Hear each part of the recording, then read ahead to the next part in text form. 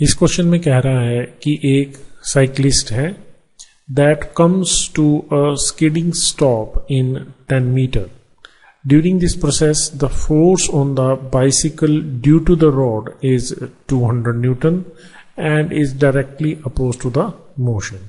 तो ये हमारे पास सिचुएशन है, ये साइकिल है, ये साइक्लिस्ट कंबाइंड देख लें तो ये इस डायरेक्शन में मूव कर रहा था, ठीक, और it comes to a skidding stop within a distance of 10 metre. तो यहां पे ये कह रहा है कि जो फोर्स लगी इस साइकिल पे ड्यू टू द रोड की वजह से इसके ऊपर जो फोर्स लगी वो इस डायरेक्शन में लगी, इसके डायरेक्शन ऑफ मोशन से अपोजिट 200 न्यूटन फोर्स लगी। तो ये हमसे पूछ रहा है the work done by the cycle on the road. इसको ध्यान से पढ़ें, ये कह रहा है the work done by the cycle on the road.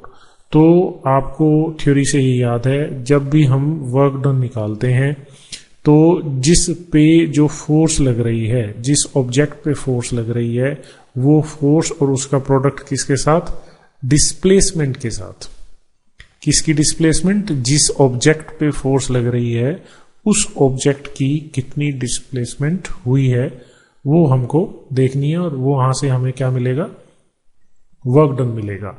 तो यहां पे क्या कह रहा है, work done by the cycle on the road. तो रोड ने साइकिल पे कितनी फोर्स लगाई, 200 न्यूटन। तो साइकिल ने रोड के ऊपर कितनी फोर्स लगाई होगी, 200 Newton. So that is the force on the road by the cycle, ठीक है, बाय द साइकिल। बट ये जो फोर्स है ये रोड को मूव नहीं कर सकती, या जो पॉइंट ऑफ कांटेक्ट है उसको मूव नहीं कर सकती। मतलब इस सिचुएशन में फोर्स तो है बट डिस्प्लेसमेंट क्या है, displacement is 0। So work done by the cycle on the road is 0। Clear. तो यहां से आप कहेंगे C is the correct option. Clear.